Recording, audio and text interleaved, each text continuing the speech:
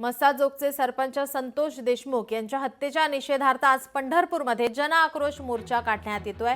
या मोर्चासाठी स्वर्गीय संतोष देशमुख यांची कन्या वैभवी देशमुख उपस्थित आहे। आपल्या वडिलांनी गावचे कुटुंब प्रमुख म्हणून काम केलंय। एका दलित बांधवाला वाचवण्यासाठी ते गेले होते।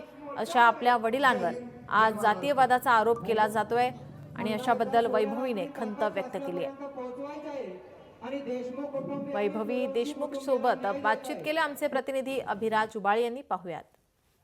बीडच्या मस्साजोगचे सरपंच स्वर्गीय संतोष देशमुख यांच्या हत्येच्या निषेधार्थ आज पंढरपूरमध्ये जन आक्रोश मोर्चा निघतोय आणि या मोर्चासाठी स्वर्गीय संतोष देशमुख यांची कन्या वैभवी आलेली आहे।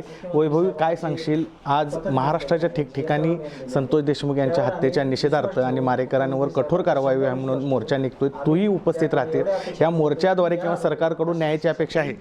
न्यायाची अपेक्षा म्हणजे आमचा तर सर्वांवर विश्वास आहे की आम्हाला लवकरात लवकर न्याय मिळेल आणि हे मोर्चे म्हणजे जो समाजाच्या भावना आहेत त्यांचा आक्रोश आहे आणि त्याद्वारे सुद्धा ते एकच मागणी करतात की आरोपींनाही फाशी झाली पाहिजे आणि आम्हाला लवकरात लवकर न्याय हा मिळाला पाहिजे। त्या व्हिडिओमध्ये असं सुद्धा आहे, पोलीस सुद्धा गुन्हेगारासोबत आहेत।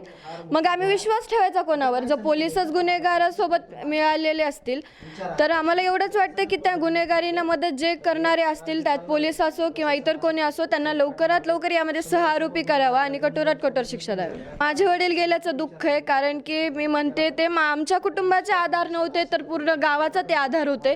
त्यांच्यावर जो अन्याय झालाय त्याविरुद्ध आम्ही फक्त न्याय मागतोय आणि तोही मिळत नाहीये आम्हाला। लवकरात लवकर आमचं एवढंच वाटतं की लवकरात लवकर आम्हाला न्याय मिळाला पाहिजे। आम्हाला फक्त न्यायच पाहिजे अशी मागणी वैभवी देशमुख यांनी केली आहे। अभिराज उबाळे, लोकशाही मराठी, पंढरपूर। लोकशाही मराठी, ऐका, पहा, जागरूक रहा।